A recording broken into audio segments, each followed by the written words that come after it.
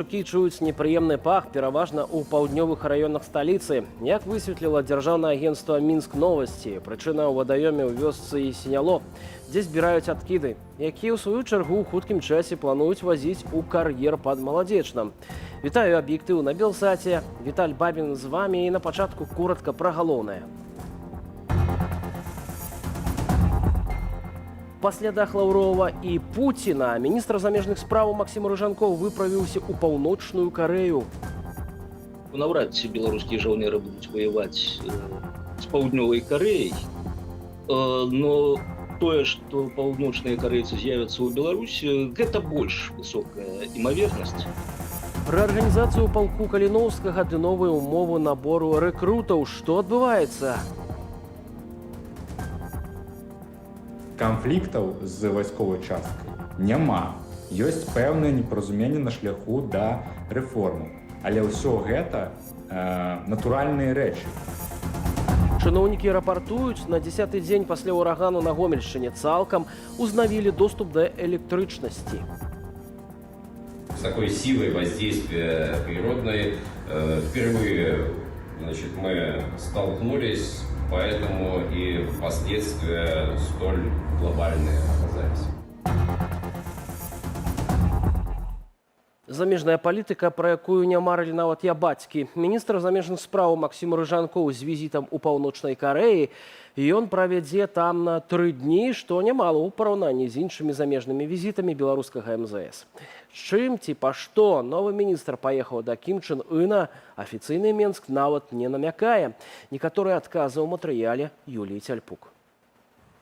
Дэлегацыя беларускага вонкава-палітычнага ведомства ў Паўночнай Карэі. Такое запрашэнне не кожнай краіне выпадае атрымаць і не кожная яго прыме. Для Беларусі Карэя не была ніколі паўночная нейкім важным накірункам прыярытэтным. Быў Кітай, была Расія, быў еўразвяз, і ні ў эканамічным плане, ні ў стратэгічным плане ніколі Карэя не з'яўлялася такім важным партнерам, на якога варта было арыентавацца, ці з кім варта было б развіваць адносіны. Ну і відавочна сённяшняя проста сітуацыя геапалітычная змушае Лукашенко шукаць фармальнае партнерства ў такіх вось дзіўных краін. Разам з Расіяй Беларусь трапіла ў санкцыйную ізаляцыю і шукае гандлёвых партнёраў у паўднёвай і ўсходняй частцы свету. Ці ёсць у Пхеньяну патэнцыял для будавання сур'ёзнай эканамічнай супрацы з Менскам? Слишком большое транспортное плечо, это раз. Во-вторых, Северная Корея, платежеспособность, да, Северной Кореи не столь высокая.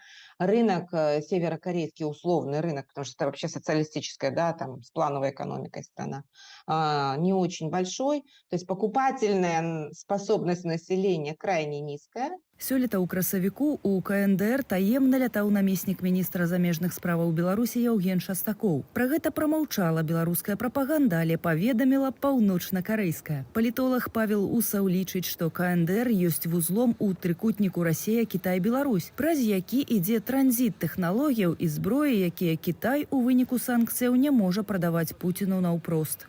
Карэя ператвараецца ў такую цёмную шэрую зону, якой можна ці праз якую можна атрымаць патрэбныя тэхналогіі для расійскага ВПК. Думаю, што ў гэтым ланцужку таксама сваю ролю хоча ці вымушана згуляць Беларусь, перапастаўляць узбраенне у Беларусь, а потым гэтыя ўзбраенні могуць ісці у Расію. Паўднёва-карэйскія СМІ раней адзначалі, што збліжэнне з Менскам ідзе ў ключы з паглыбленнем супрацы Пхеньян-Масква. У вайскова-тэхнічным і вайскова-палітычным кірунках апошнія не перарывалі супрацы з 90-х гадоў. А месяц таму падпісалі дамову, згодна з якой абавязуюцца абараняць адно аднаго пры нападзе трэціх краінаў. Пакуль невідавочна, што Беларусь да гэтага далучыцца, бо, судзячы зноўку па паведамленнях такіх сціпленькіх, і фармулёўках, можна падумаць, што там паўночна-карэйскі бок яшчэ думае. Калі і далучыцца, то беларусы наўрад ці будуць ваяваць за Пхеньян у выпадку канфлікту паміж дзвюма Карэямі, сумняецца Красулін. Беларусь можа размясціць у сябе частку ракетнай вытворчасці Паўночнай Карэі. Кім Чен Ын адплоціць працоўнай сілай. Ну, а мы будем расплошвацца адпаведна тым, што мы будзем выступаць супраць дэмакратычнага свету, супраць захаду, супраць НАТО, з якімі наступствамі для нас страшна падумаць. Эксперт дадае, што ў Пхеньяне прадстаўнікі беларускага рэжыму могуць таксама ўзгадніць стратэгію адносна ядравага шантажу, які на палітычным узбраенні ў абодвух правадыроў. Юлія Цяльпук, Белсат. Офіс Святланы Ціхановскай зняпраўджвае інфармацыю пра тое, што Польша з 1 жніўня забараняе ўезд праз сваю мяжу аўтаў з беларускай рэгістрацыяй. МЗС нашай заходняй суседкі запэўнівае, што зменаў пакуль не плануецца. Это была цытата, паведаміў галоўны дарадца дэмакратычнай лідаркі Франак Вячорка. Пра магчымае выключэнне з абмежаванняў для беларускіх аўтаў офіс Ціхановскай напярэдадні размаўляў з прадстаўнікамі Польшы, Літвы, Латвіі і Эстоніі. На сустрэчы абмеркавалі таксама працэдуру перарэгістрацыі беларускіх аўтаў на еўрапейскія нумары, абмежаванні на правоз тавараў праз мяжу і захаванне аўтобусных рэйсаў у Беларусь. Краіны Балтыі забаранілі ўезд на сваю тэрыторыю легкавікоў з беларускімі нумарамі на мінулым тыдні. І толькі Літва пагадзілася адтэрмінаваць абмежаванне на месяц. Я не веру ў тое, што нам удасца цалкам адбіць гэтае абмежаванне, але спрасціць, змякчыць патрабаванні ўмовы для беларусаў мы маглі бы. Тут патрэбная, безумоўна, палітычная воля, але таксама патрэбна, каб грамадская думка ў гэтых краінах была на нашу карысць. Таму што калі мы паглядзім, што адбываецца ў балтыйскіх краінах і ў Польшчы, на жаль, вельмі много людзей лічаць, што абмежаванні павінны быць жорсткія. І палітыкі, яны таксама рэагуюць на гэты запыт сваіх грамадстваў. Таму просьба да беларусаў таксама быць актыўнымі, тлумачыць, чаму важна, каб пасажырскае злучэнне заставалася, чаму важна, каб гэтая мяжа была адкрытая для пасажыраў. Важна паўтараць гэты тэзіс, што мы павінны абмежаваць тавараабарот, не даваць Лукашэнку зарабляць, але пры гэтым пакідаць мабільнасць звычайных беларусаў. Санкцыі пашыраюцца, але Лукашенко лічыць, што трэба нарошчваць экспарт у еўрапейскі звяз. Што можа прапанаваць аб'яднанай Еўропе дыктатара з Беларусі, ды ці захочуць у заходніх краінах разглядаць такія прапановы? Аліна Скрабунова з працягам тэмы. Но мы договорились о том, что яйца в одну корзину класть ни в коем случае нельзя. Чем больше корзин, тем лучше. Не толькі Расія і Кітай мусяць быць эканамічнымі партнёрамі Беларусі. Варта памятаць пра суседзяў на захадзе. Гэтага запатрабаваў Лукашенко ад сваіх чыноўнікаў, абмяркоўваючы сітуацыю ў прамысловасці. Это наши соседи, Европейский Союз. С ними надо найти пути сотрудничества. Если им надо что-то купить у нас, а нам надо продать у них там на рынке, это интерес.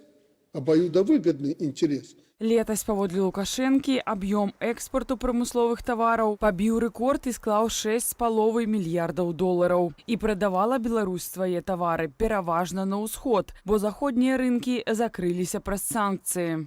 Адным з такіх важных чыннікаў, конечно, это сталося тое, што мы маем зараз каласальны перавес імпарту з еўрапейскага звязу над экспартам. Таму зразумела, што при тым, што той же рэжым у Беларусі ён разумее, што трэба доступ да цвёрдай валюты, а гэта значыць, што трэба налажваць экспарт у еўрапейскі звяз. Спачатку Беларусь страціла магчымасць прадаваць на захад калійныя ўгнаенні і драўніну. Апошнія ж ужо 14-е абмежаванні еўразвязу закранулі яшчэ і мэблевую галіну. Санкцыі на расійскую мэблю былі ўведзены, а на мэблю з Беларусі не. І гэта дазваляла пастаўляць на захад расійскую мэблю пад выглядам беларускай. І няхай усходні кірунак пакуль прыносіць прыбытак рэжыму Лукашэнкі, але ён займеў ад такой сітуацыі і праблемы. І Кітай, і Расія пачалі выкарыстоўваць тэму доступа да сваіх рынкаў у палітычных мэтах. Той же Кітай цалкам пачаў прадастаўляць звязаныя крэдыты. Калі мы зараз чуем, што амаль 60% тых працаў, якія павінны быць выкананы падчас гэтага інвеставання, яны будуць выконвацца кітайцамі. Выправіць сітуацыю з экспартам цяпер намагаюцца праз гандаль з краінамі дальняй дугі. Але вялікага эканамічнага эфекту наўрад ці можна чакаць. Я думаю, што захаваць тыя рынкі, якія ёсць цалкам рэальна. А што тычыцца санкцый, то думаю, што прадпрыемствы, суб'екты гаспадарання ўжо нашлі магчымасці іх абыходзіць, стварыўшы некія прокладки, некие посредніцкія кампаніі. Але санкцыі супраць Расіі, пад якія трапляе і Беларусь, пашыраюцца. Паступова пад іх трапляюць і новаствораныя кампаніі-пасярэднікі. Таму куды прасцей для Лукашэнкі наладзіць афіцыйныя гандлёвыя стасункі з Захадам. Але дзеля гэтага трэба пайсці на саступкі дэмакратычным краінам. Аліна Скрыбунова, Белсат. Варшава і Менск спрабуюць дамовіцца пра вызваленне палітзняволенага Анджэя Пачобута. Перамовы нібыта вядуцца на ўзроўні чыноўнікаў Міністэрстваў замежных спраў і консульскай службы, пра што паведаміла польская радыё Z са спасылкаю на свае крыніцы ў дыпламатычных колах. І гэта адна з умоваў для рэжыму Лукашэнкі, каб нармалізаваць двухбаковыя стасункі. Апрача гэтага, Менск мусіць спыніць гібрыдныя атакі з выкарыстаннем мігрантаў і выдаць падазраванага ў забойстве польскага жаўнера на мяжы ў траўні.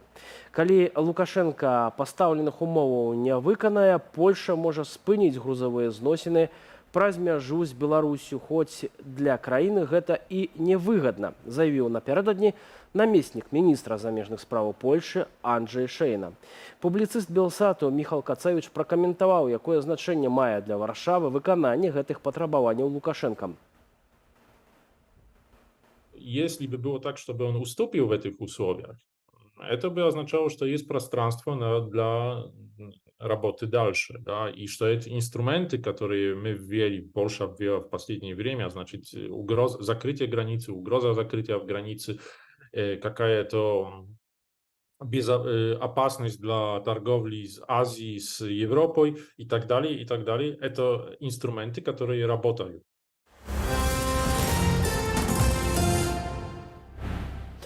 На сайце і ў тэлеграме ваяроў каліноўцаў з'явіліся супрацьлеглыя заявы паводле афіцыйнай старонкі палка. Часовым камандзірам прызначаны Павел Шурмей з пазыўным «Дзядзька».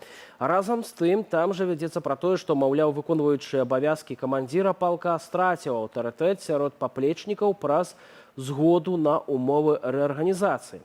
У той час, як сам полк страчвае элементы самакіравання, а новыя умовы ад вайсковай часткі пазбавілі каліноўцаў магчымасці паўнавартасна набіраць рэкрутаў. У палку Каліноўскага даўно назрэлі рэформы, і у красавіку гэтага года мы нарэшце іх пачалі. Яны, па-першае, датычылись кіравання палкамі Кастуся Каліноўскага, празрыстасці, праваздачнасці, фінансавай, валанцёрскай дапамогі нашай беларускага грамадства, рэкруцінга, медыйнай працы і, галоўнае, палепшання эфектыўнасці баяздатнасці нашага падроздзела. Канфліктаў з вайсковай часткай няма. Ёсць пэўнае непаразуменне на шляху да рэформы. Але ўсё гэта натуральныя рэчы. Бо вайсковае падраздзяленне павінна расці, а рост гэта заўсёды нейкія такія нюансы. Хтосьці пагаджаецца, хтосьці не пагаджаецца. Таму, на мой погляд, мы зараз робім усе крокі, каб не выносіць гэты бруд нейкі там, да, из ізбы, вырашыць і потым ужо сказаць канкрэтыку. Сутыкнуліся з наступствамі ўрагану, тэлефануйце ў Міністэрства жыллёва-камунальнай гаспадаркі. Ведомства адкрыла адмысловую гарачую лінію. Звяртацца заклікаюць, прынамсі, з пытаннямі аднаўлення дахаў ці прыбірання паваленых дрэваў. Тэлефанаванні будуць прымаць да пятніцы. Што ўжо зроблена для пераадольвання наступстваў стыхіі, ды чаго варта чакаць, прапаноўваем наступны матэрыял. 22 населеныя пункты на Гомельшчыне, што найбольш пацярпела ад стыхіі. Дагэтуль атрымліваюць электраэнергію ад дызель-генератараў. За сотні іх колькасць скарацілася амаль утрая. Планируем до 1 августа полностью перейти на штатную схему. При этом принимаем все возможные усилия для того, чтобы это сделать еще быстрее. Пасля стыхіі 14 ліпеня больш за 1100 населеных пунктаў Гомельскай вобласці засталіся без энергазабеспячэння. Цалкам падачу электраэнергіі, у тым ліку за кошт дызель-генератараў, аднавілі амаль праз 8 дзён, заявілі ў Міністэрстве энергетыкі. Аднак жыхары Мазыра і Калінкавічаў дагэтуль маюць праблемы з электрычнасцю. Требуйте, чтобы были восстановлены все линии электропередач, а хилые, худые линии, их надо снести и заменить. А кволыя дрэвы ўздоўж ЛЭП высекчы. Прынамсі, у Мінэнерга абяцаюць правесці дадатковыя абходы для выяўлення небяспечных месцаў. При обнаружении деревьев, которые угрожают падением, будет организована работа по информированию населения о необходимости отключения линий электропередач, проведения работ по удалению угрожающих деревьев и дальнейшему восстановлению электроснабжения. Адновяць і загінулыя ў выніку стыхіі лясы. Папярэдне адмыслоўцы налічылі ў рэгіёне амаль 10 тысячаў гектараў з пашкоджанымі дрэвамі. Найбольш пацярпелі Мазырскі і Жлобінскі лясгасы. На дапамогу ляснічым у разборы завалаў прыцягнулі валанцёраў. Вялікі суботнік у парках і дварах правялі чыноўнікі і моладзь. Молодежь Речицы присоединилась к помощи в ликвидации последствий урагана. Присоединяйся и ты. Раней Лукашенко абураўся на жыхароў пацярпелых рэгіёнаў. Маўляў, яны разлічваюць толькі на ўлады, а самыя пры гэтым нічым не дапамагаюць. Прежде чем затиктокаться там и чего-то в интернете писнуть, иди возьми топор, пилу и помоги. У выніку стыхіі, якая накрыла Беларусь 13 і 14 ліпеня, 75 чалавек атрымалі траўмы рознай ступені цяжкасці. Удакладнілі ў Міністэрстве надзвычайных сітуацыяў. Дагэтуль у шпіталях застаюцца 13 асобаў. Колькасць загінулых вырасла да 7 асобаў. Ірына Юрыва, Белсат. Лічаныя дні засталіся да таго, як спартовая ліхаманка апануе без перабольшвання ўвесь свет. Алімпійскія гульні ў Парыжы афіцыйна стартуюць ужо ў гэтую пятніцу. Пакуль заўзятары ў чаканні спартовага свята, яго арганізатары заканчваюць апошнія рыхтаванні. Пра алімпійскія гульні, але пакуль без лічаных міліметраў і доляў секунды, распавядзе Андрэй Сульжыц. Больш за 10 тысяч спартоўцаў, 206 нацыянальных алімпійскіх камітэтаў, 16 дзён мультыспартовага свята. Да афіцыйнага адкрыцця алімпійскіх гульняў у Парыжы застаецца 3 дні. Цырымонія адкрыцця ўпершыню пройдзе не на стадыёне, а ў выглядзе параду на рацэ Сена. Назіраць за ім будуць каля 300 тысяч чалавек, а гэта сур'ёзны выклік для праваахоўнікаў. Сачыць за парадкам разам з 45 тысячамі мясцовых паліцыянтаў будуць амаль 2 тысячы замежных. Яны прыехалі з больш як 40 краінаў. З пункту гледжання грамадскай бяспекі гэтая алімпіяда ўвойдзе ў гісторыю, бо ніколі раней у ахове правапарадку не ўдзельнічалі тысячы замежных паліцыянтаў. Больш за тое, яны ўсе патрулююць вуліцы французскай сталіцы ў сваёй нацыянальнай форме.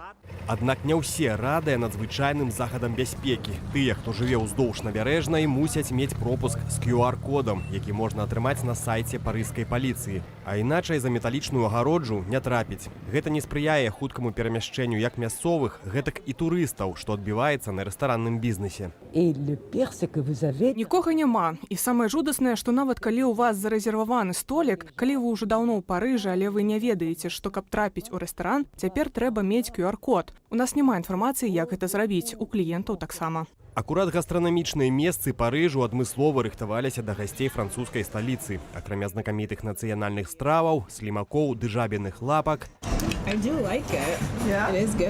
Да гульняў выпякаюць хлеб з надпісам «Парыж 2024» і алімпійскімі кольцамі на скарынцы. І гэта не ўсе сюрпрызы для турыстаў. Перадаць настрой і захапленне ад французскай выпечкі можна дзякуючы памятнай марцы з выявай багету і... Калі пацерць яе паверхню, вы адчуеце пах хлеба. Мы зрабілі яе таму, што багет – гэта культавая рэч для Францыі. Такі падарунак могуць прыслаць у Беларусь і нашыя спартоўцы. У Парыжы выступяць 17 беларускіх алімпійцаў. Аўтарытэтны часопіс «Спорт Ілюстрэйтед» нават прагназуе заваяванне імі 2 медалёў – срэбнага ды залатога. І гэта нягледзячы на нейтральны статус беларусаў. У нейтральным статусе вельмі складана выступаць, бо вось гэтая нейтральнасць яна накладвае яшчэ абмежаванні і на трэнерскі персанал, на тэхнічны персанал.